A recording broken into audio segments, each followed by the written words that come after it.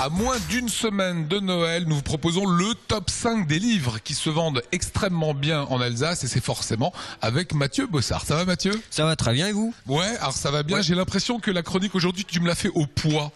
C'est un peu ça, hein. Franchement, je suis venu, je me suis fait un peu les muscles. Hein. Ouais, j'ai l'impression. Alors celui-ci, tu m'as dit, c'est assez incroyable comme ça part. Hein. Ouais. Qu'est-ce qu'il a de plus? Parce que des brochures sur Strasbourg, des livres sur Strasbourg, il y en a déjà eu des centaines. Ouais, qu'est-ce qu'il a de plus celui-ci? En fait, ce qu'il y a de plus, c'est qu'il compare toujours le passé et le présent. On avance effectivement des origines jusqu'au présent, mais toujours avec un regard actuel. Et ça, c'est assez intéressant. D'ailleurs, les photos le montrent bien. C'est d'où on vient et où on va. Voilà, tout à fait. C'est assez intéressant puisqu'il montre encore une fois la volonté des Alsaciens de mêler les traces de l'histoire au présent, quoi. L'invention perpétuelle de Strasbourg. C'est dans le top 5. Le top 4. C'est une visite guidée, on peut dire, sur le Palais Rouen de Strasbourg et surtout comment une telle demeure de style un petit peu régence, hein, de style aux grandes façades, voilà, très noble, eh bien a pris ancrage au sein de l'ancienne résidence des princes évêques de Strasbourg.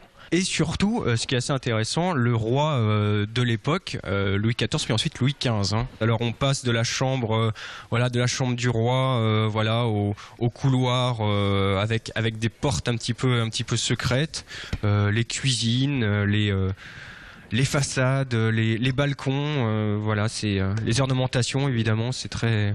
Les dorures de la royauté devenue hors de la République. Exactement. Alors celui-ci, c'est la France des bistrots, ça marche?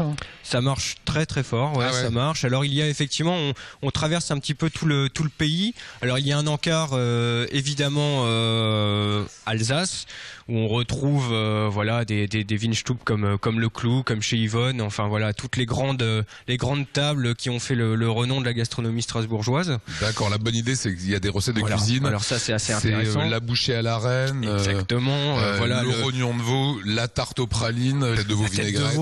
C'est la France des bistrots. Ça, c'est la France des bistrots avec ces tables, ces belles tables lambrissées et voilà. Et donc tout ce qui fait qu'on comprend pourquoi l'UNESCO a inscrit notre gastronomie dans sa liste. Voici encore dans le top 5. Alors tu as choisi une BD aussi. Oui, voilà. Alors les bulles et le noir et blanc de Tardy qui aussi marche très fort auprès des Alsaciens. Il faut quand même le rappeler. Alors Tardy ici se dessine en tant qu'enfant et dialoguant avec son père. Il lui demande un petit peu sa vie qu'il a éprouvée durant 4 ans et demi dans un camp de l'Europe de l'Est, le Stalag 2B.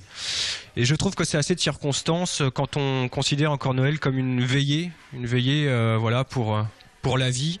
Ici, ce serait plutôt une veillée pour la mémoire, pour se souvenir un petit peu de ces gens qui ont offert leur vie pour le présent actuel maintenant. Voilà, le père de Tardy, moi René Tardy, prisonnier de guerre. Voilà, tout à fait. Ce qui nous ramène aussi à des malgré nous, ce qui nous ramène aux affres de la guerre.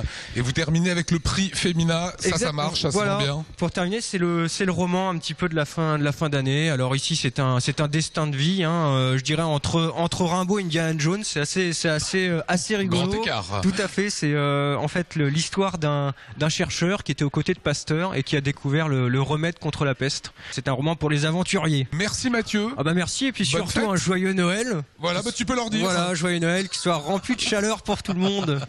Voilà, plein de bonnes choses sur le cœur, fin de cette édition.